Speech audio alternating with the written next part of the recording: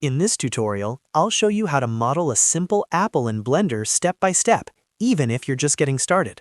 We'll build the main apple shape, smooth it out, and then add a small stem so it starts looking much more natural. If you find this video helpful, make sure to hit like and subscribe for more Blender tutorials just like this. Let's jump in. First, in the 3D viewport, press Shift-A and go to Mesh, then choose UV Sphere. A sphere is a great starting point for an apple because it already gives you that round base shape we need. Once the sphere appears, press Tab to enter edit mode. This is where we'll start shaping it into something more like a real apple.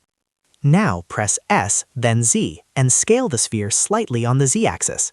This flattens it a little bit, which helps make it look less like a perfect ball and more like an apple. Apples are usually a bit shorter and wider, so this small adjustment makes a big difference. Next, enable proportional editing by pressing O.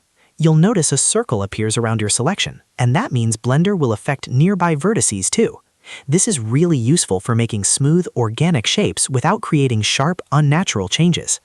Select the top vertex of the sphere, then press G followed by Z and move it slightly downward. This creates the top dip that apples usually have near the stem. Even a small movement here helps sell the shape and makes it feel much more believable. After that, select the bottom vertex, press G then Z again and move it slightly upward. This gives the apple a small indentation at the bottom. Real apples are rarely perfectly round at the base, so this little detail adds a lot of realism. Now take a moment to adjust a few other vertices around the apple so it doesn't look too uniform. Real fruit has subtle imperfections, and adding just a little unevenness makes your model feel more natural. You don't need to go overboard here, just enough to break the perfect symmetry. Once you're happy with the overall shape, go to the Properties panel on the right and click the Modifiers tab, which is the wrench icon.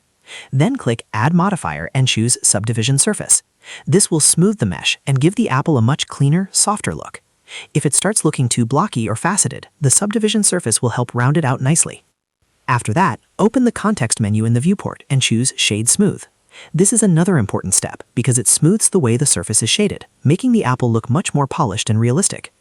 Now let's add the stem. Press Shift-A again and add a cylinder. This cylinder will become the top stem of the apple. Resize it by pressing S, then move it into the correct position with G. Place it near the top indentation we created earlier, so it looks like it naturally grows out of the apple. At this point, you can edit the stem shape a little more using proportional editing if you want it to look more organic. Select a few vertices, move them around gently, and give the stem a slight curve or taper. That small extra effort can make the model feel far more finished and less like a basic primitive. And that's the core workflow for making an apple in Blender. You start with a sphere, flatten it slightly, sculpt the top and bottom with proportional editing, smooth it using Subdivision Surface and Shade Smooth, and then add a simple stem to complete the look. From here, you could keep going by adding color, materials, a leaf, or even a little shine to make the apple look ready for a render. If this tutorial helped you, please hit the like button and subscribe for more Blender modeling guides. It really helps the channel, and it lets you stay updated with more beginner-friendly 3D tutorials. Thanks for watching, and I'll see you in the next one.